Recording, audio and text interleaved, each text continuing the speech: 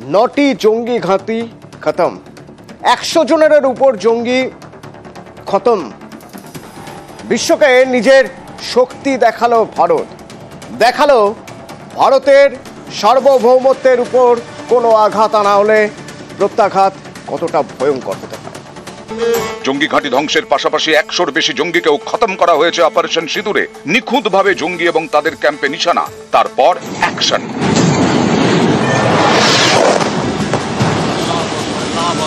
স্পষ্ট বুঝিয়ে দেওয়া হয়েছে ভারত আর চুপ করে থাকবে না। জঙ্গি হামলা হলে কড়া জবাব দেওয়া হবে, আর সবই হবে রাষ্ট্রসংঘের নিয়ম মেনে। যেমন হয়েছে অপারেশন সিঁদুরে, পাকিস্তানের কোনো নিরীহ নাগরিক অথবা সে দেশের সেনাকে নিশানা করেনি ভারত। বেছে বেছে জঙ্গি এবং জঙ্গিদের ক্যাম্প গুঁড়িয়ে দেওয়া হয়েছে। 25 अप्रैल 2025 को संयुक्त राष्ट्र सुरक्षा परिषद ने पहलगाम आतंकवादी हमले पर एक प्रेस वक्तव्य जारी किया था, जिसमें आतंकवाद के इस निंदनीय कार्य के अपराधियों, आयोजकों, फाइनेंसरों और प्रायोजकों को जवाबदेह ठहराने और उन्हें न्याय के दायरे में लाने की आवश्यकता पर जोर दिया गया था। भारत की इस कार्रवाई को इसी संदर्भ में देखा जाना चाहिए।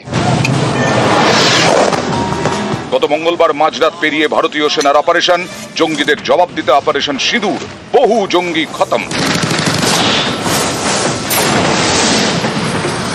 এতে পাকিস্তানের মন কেঁদে ওঠে, তারা ভারতকে নিশানা করতে শুরু করে। এই সময়ে ঠিক যাদের যাদের পাকিস্তানের পাশে দাঁড়ানোর কথা, হাতে গোনা ঠিক সেই দেশগুলোই পাশে দাঁড়ায়: চীন, তুরস্ক এবং আজারবাইজান।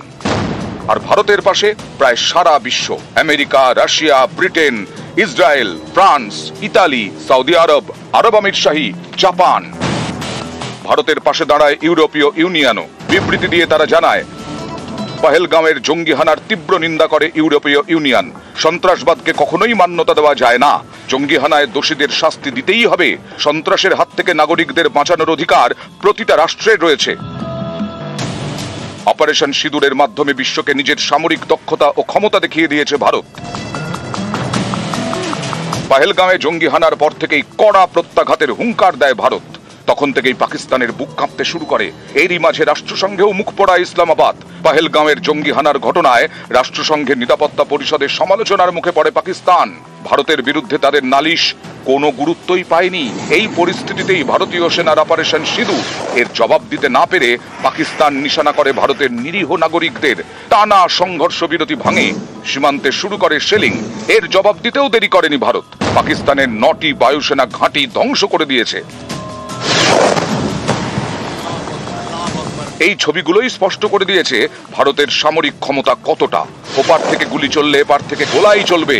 শুধু তাই নয়, পাকিস্তান যে লাগাতার জঙ্গিদের মদদ দিয়ে যাচ্ছে, সেটাও বিশ্বমঞ্চে আরেকবার স্পষ্ট করে দিয়েছে ভারত।